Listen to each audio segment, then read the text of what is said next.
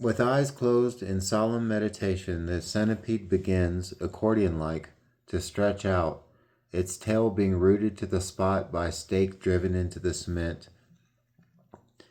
I listen intently to the squishing liquid hissing, blistering the air of rare comportment in its assortment of colors and shadows fallow on the ground, screaming soundlessly,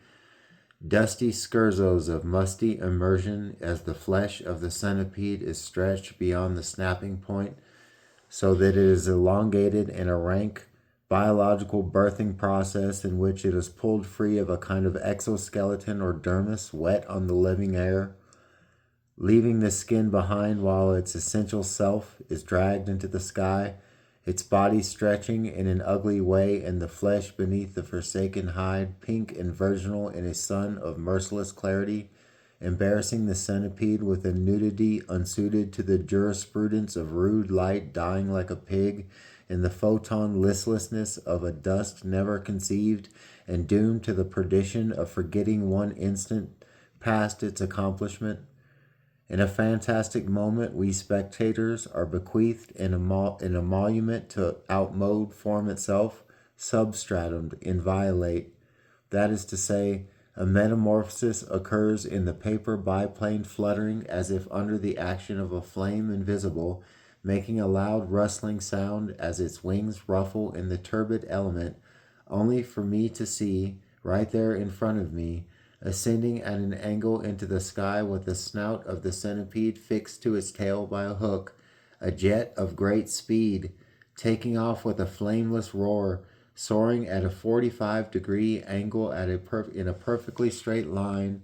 we, the crowd and I, all watching, using our hands as visors as we look up into a sky churning with a burning, deep in the resin of an air beyond any comparison for its great piled garrisons of clouds like barracks aflame.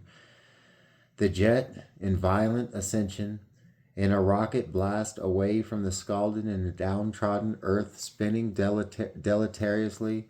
in maniac twirling towards the stellar regions beyond everything known and knowable, out in those frozen zones of calcified logic, metalloid metaphysic, forensic intrinsic, in a flash of white phosphorus snapping the atmosphere like a fly swatter on a tender buttock, the jet, having transmogrified into a thing surpassing conception, shoots off into the furthest reaches of the most distant galaxies, fantastic beyond oceanic space's elastic spasticity, the empty electricity burning everything pleasurably, the hook in the nose of the centipede, jerking the poor creature along with it, shooting it up into regions for which there is no cartographer to elucidate the complexity of nothingness, and swirl and eddy in frenetic spaces, empty mazes.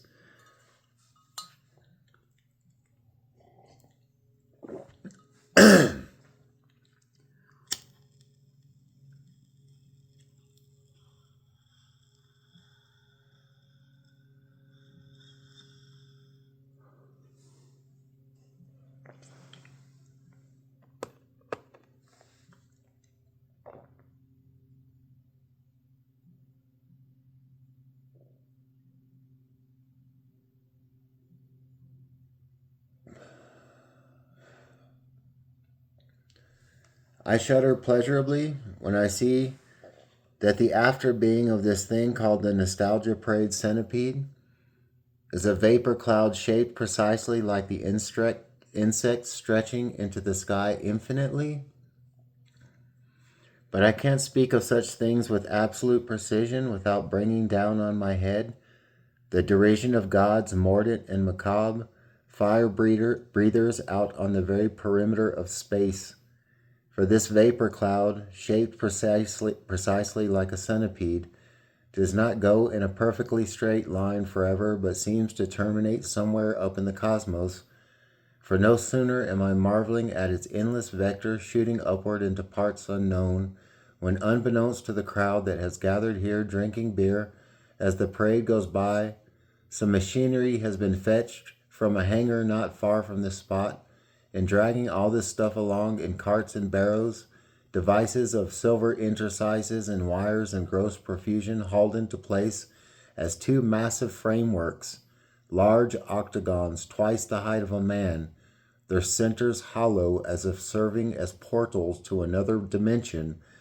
are situated such that with an omnibus thrust and a heave-ho of workers in the throes of an agony unfeeble, the steel octagons are raised into places with a pain denuded of every trace of perturbation as the situation escalates most frightfully, with a poor Mildred dreadfulness, and with the application of the back of his wrist to his forehead a man somewhere passes out, falling backwards like a stone into a void that swallows him up, into an acid bath that chews off him every parabola of geometry that clings to his being like barnacles, the shapes eaten, indurations on the face of the cretinous crapulator, being those occult ensigns rancid with hermetic pickle juice, sluice gate to stars of distant perdition, instant fistula pouring out the nose, no hose being more ferocious, in that manner to continue, that of a sort of masturbation of geometrical forms, the enormous steel timbers, octagons the size of a shop front, are lined up such that the space-time around this place is suddenly subject to certain bizarre inversions, lunatic aspersions cast like shot at the tender phonetic center of a world unlearned, dunce for lunch and simpleton for supper, great gobs of rubber luck, soup that sucks the sipper, tipping Big Dipper. According to a complex mathematic, only comprehended by the workers who run back and forth between the octagons like photons with arms and legs phosphorescent, luminescent in light's moribund essence, flagrant in a dust-laden and world-swirling circumferences of tiny tornado in fellatio with the husky succubus of night rising up through climes beyond conception. I'll stop right there and do another video.